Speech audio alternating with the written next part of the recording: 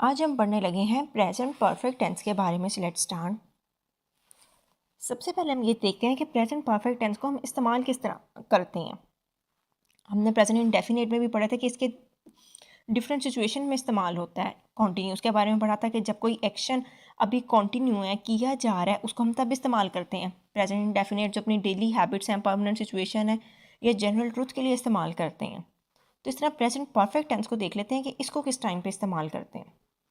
It is used to express an action that began in the past and is now completed in the present. Present perfect tense जो है ये किसी ऐसे action को दिखाने के लिए इस्तेमाल किया जाता है जो कि माजी में हमने काम करना शुरू किया था, लेकिन जब हम प्रेजेंट में हाल में उसकी बात करें तो हम वो काम ख़त्म कर चुके हैं। यानी जब हमारा एक्शन कंप्लीट हो गया है, काम मुकम्मल हो गया, उसको बताने के लिए, वो प्रेजेंट टाइम में अभी कंप्लीट हुआ है, उसके लिए हम प्रेजेंट परफेक्ट टेंस का इस्तेमाल करते हैं।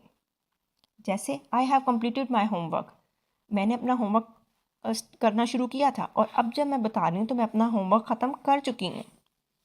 इसकी उर्दू में ट्रांसलेशन बनेगी मैंने अपना होमवर्क मुकम्मल कर लिया है या मैं अपना होमवर्क मुकम्मल कर चुकी हूँ। She has written a letter, वो ख़त लिख चुकी है, यानी उसने ख़त लिखना शुरू किया था और अब जब वो ये बता रही है तो वो ये ख़त लिखने का काम ख़त्म कर चुकी है। हमारा जो एक्शन था, जो हमारा काम था, वो ख़त्म हो चुका है। अब हर जो हमने दोनों टेंस पढ़े हैं पीछे, उनमें हमने हेल्पिंग वर्ब के बारे में भी पढ़ा है। इस तरह प्रेजेंट परफेक्ट का हेल्पिंग वर्ब देख लेते हैं। इसमें दो हेल्पिंग वर्ब्स इस्तेमाल होते हैं, हैव और हैज़। हैव हम इस्तेमाल करते हैं आई, वी, यू, दे या प्लूरल सब्जेक्ट्स के साथ। प्लूरल सब्जेक्ट्स का मतलब ये होता है दो या दो से ज़्यादा लोगों की बात की जा रही है। हैज़ इस्तेमाल किया जाता है ही, शी, इट या सिंगुलर सब्जेक्ट के साथ। सिंगुलर सब्जेक्ट का मतलब होता है एक बंदे की बात की जा रही है सब्जेक्ट में। थर्ड फॉर्म ऑफ वर्ब इस्तेमाल की जाती है और थर्ड फॉर्म ऑफ वर्ब ही इस्तेमाल की जाती है, चाहे वो पॉजिटिव सेंटेंस हो, नेगेटिव हो या इंट्रोगेटिव हो, तीनों में थर्ड फॉर्म ऑफ वर्ब ही आनी है। जैसे I have gone to school, अब गॉन यहाँ पे थर्ड फॉर्म ऑफ वर्ब दी हुई है। गो फर्स्ट, वेंट सेकेंड और gone third. He has made cookies, वो कुकीज़ बना चुका है। हैज़ हमारा यहाँ पे हेल्पिंग वर्ब है, मेड यहाँ पे थर्ड फॉर्म ऑफ वर्ब दी हुई है जो कि हमारी मेन वर्ब है। ये मेक फर्स्ट, मेड सेकंड और made he third. They have played football, वो फुटबॉल खेल चुके हैं। हैव यहाँ पे हमारा हेल्पिंग वर्ब है और प्लेड हमारी मेन वर्ब है। मेन वर्ब वो बताती है कि एक्शन क्या हो रहा है, काम क्या हो रहा है। अब इन तीनों में हमारी मेन वर्ब है गॉन, मेड और प्लेड। इन फर्स्ट वाले में जाने का काम हो रहा है, जाने का एक्शन हो रहा है। सेकंड में बनाने का काम हो रहा है और थर्ड में खेलने का काम हो रहा है। तो ये तीनों जो वर्ब्स हैं, जो हमारी मेन वर्ब्स हैं, ये हमें एक्शन बता रही हैं। और हैव, हैज़ और हैव ये तो हमारे यहाँ पे हेल्पिंग वर्ब दिए होते हैं। ये निशानी होती है कि जब भी किसी टेंस में आते हैं तो ये हमें टेंस के बारे में बताते हैं कि कौन सा टेंस हम इस्तेमाल कर रहे हैं। अब जहाँ पे भी हैज़ हैव लिखा है और इसके साथ थर्ड फॉर्म ऑफ वर्ब आएगी तो आपको फ़ौरन समझ आ जानी चाहिए कि हम प्रेजेंट परफेक्ट टेंस की बात कर रहे हैं।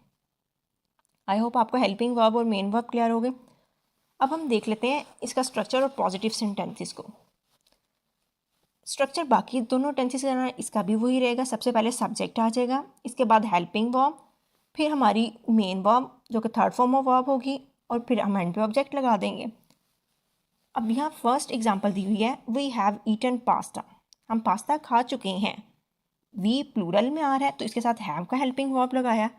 ईट first form of verb, ate, ate E ate second form of verb और ईटन यहाँ पे थर्ड फॉर्म ऑफ वर्ब दी हुई है और ईटन यहाँ पे हमारी मेन वर्ब है। She has gone to market, वो मार्केट जा चुकी है।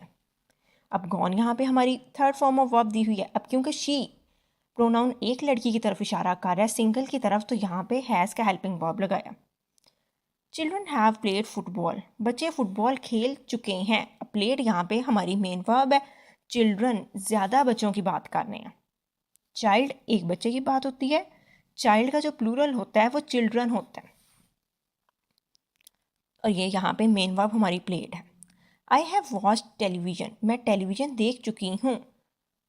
अब आई को यहाँ पे कंफ्यूज नहीं होना कि एक इंसान है, आई मैं तो अकेला हूँ, तो यहाँ पे हैज़ का हेल्पिंग वर्ब क्यों नहीं आ रहा है। आई के साथ हम हमेशा हैव का हेल्पिंग वर्ब लगाते हैं। जैसे ना प्रेजेंट इंडेफिनिट में आई के साथ हमने डू का हेल्पिंग वर्ब लगाया है, डज नहीं लगाया था जो सिंगुलर के साथ आता है। तो परफेक्ट में भी आपने इसके साथ वही वाला हेल्पिंग वर्ब लगाना है जो प्लूरल के साथ लगाया गया। Watch first form of verb, watched second और वॉच्ड ही third. My mother has cooked food, मेरी माँ खाना बना चुकी है।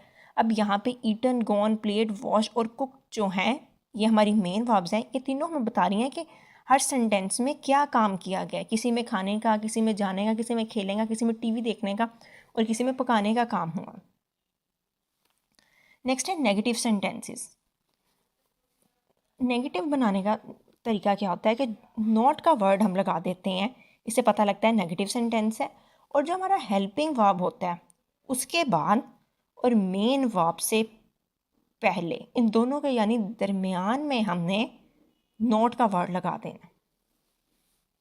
We have not eaten pasta, हमने पास्ता नहीं खाया है। She has not gone to market, वो मार्केट नहीं गई है। The children have not played football, बच्चों ने फुटबॉल नहीं खेला है।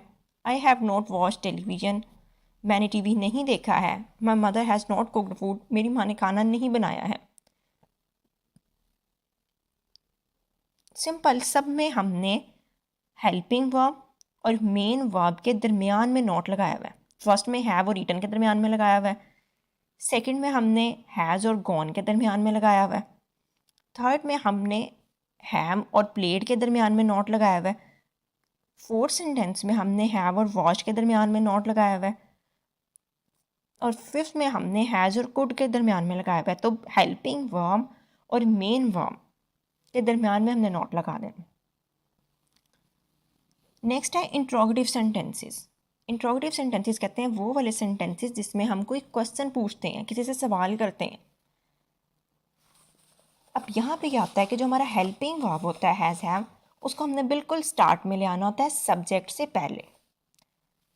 वैसे मैं एक दफ़ा रिवीजन करवा दूँ, सब्जेक्ट कहते हैं डूअर ऑफ एक्शन को, काम करने वाले को। तो जो भी बंदा काम कर रहा होगा या जिसके बारे में सेंटेंस में बात की जा रही होगी उससे पहले हमने हेल्पिंग वर्ब लगा देना है। वर्ब जैसे मैंने बता दिया एक्शन को, और ऑब्जेक्ट कहते हैं कि वो जो काम किया जा रहा है वो किस चीज़ पे किया जा रहा है। हैव वी ईटन पास्ता, क्या हमने पास्ता खा लिया है। अब वी क्या, हमारा खाने का काम कौन कर रहा है, वी कर रहे हैं। उससे पहले हमने हेल्पिंग वर्ब हैव लगा दिया। Has she gone to market, अब मार्केट जाने का काम कौन कर रही है, शी वो कर रही है, लड़की कर रही है, एक लड़की कर रही है, हम उसकी एक लड़की की बात कर रहे हैं। तो हमने हैज़ का हेल्पिंग वर्ब उससे पहले लगा दिया। हैव यू प्लेड फुटबॉल, क्या आप फुटबॉल खेल चुके हैं। अब यू क्या है, फुटबॉल खेलने का काम कौन कर रहा है, यू कर रहा है। तो हमने हैव का हेल्पिंग वर्ब यू से पहले लगा दिया। हैव आई वॉच टेलीविज़न, क्या मैंने टेलीविज़न देख लिया है। टीवी देखने का काम कौन कर रहा है, आई, मैं कर रहा हूँ। तो आई से पहले हमने अपना हेल्पिंग वर्ब लगा दिया। Has my mother cooked food, क्या मेरी माँ ने खाना बना लिया है। अब खाना बनाने का काम कौन करेगा, मेरी माँ करेगी।